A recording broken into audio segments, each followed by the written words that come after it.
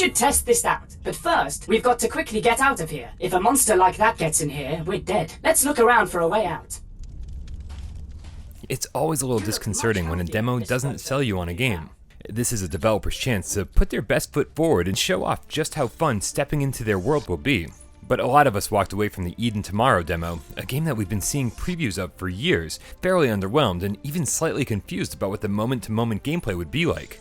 It felt disjointed, like every element of the game was poorly stitched together. And as it turns out, that feeling plagues practically every minute of this 5-hour adventure. Don't get me wrong, there's an epic story being told here. It's just delivered in the worst possible way.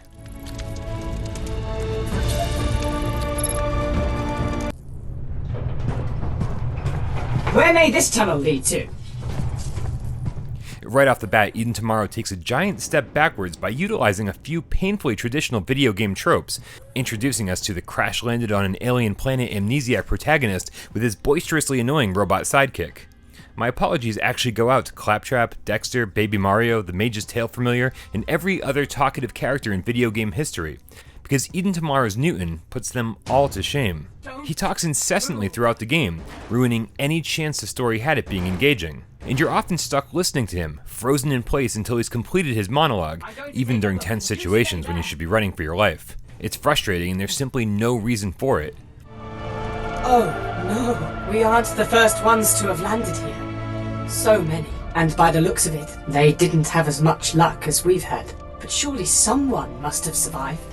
We could try to upgrade my shockwave. Then maybe I could clear the tunnel that's separating us. We'll need some energy for that. So activate my AR vision and we'll have a look around. With any luck, we should be able to find some energy cores in the wreckage. Let's give it a try. Yes, that's an energy core. We could boost my shockwave with that. We've just got to... Do you see the display to the right? The booster will be ready when all 3 fields are full. Then we'll have 3 booms. And with that, we should be able to clear the path.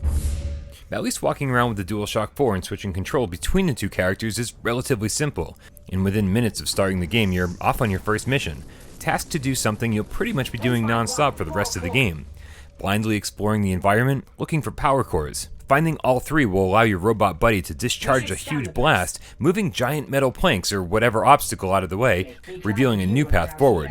This boring routine happens over and over and over until the ultimate FU during the final scene, when they add a 5-minute time limit to the hunt, making an already tedious task one that's stupidly frustrating. That sounds awful.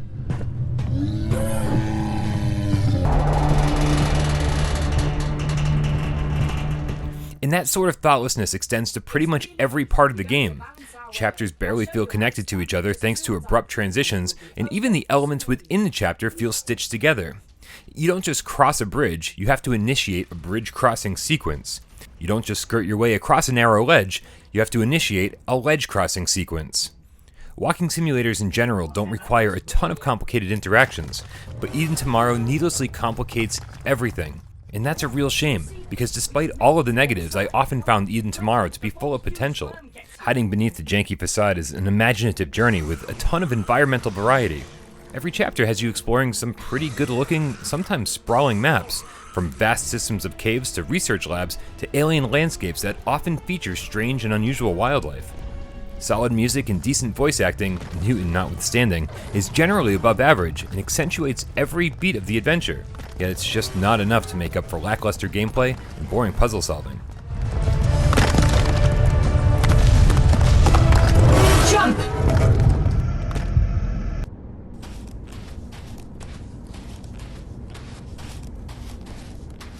Eden Tomorrow is turning out to be extremely divisive, but it's easy to determine which camp you'll fall into. Just download the demo, because as it turns out, it's far more representative of the final game than anyone could have expected. And if you're like me and find it to be massively underwhelming, take that as a warning, because the full game doesn't get any better.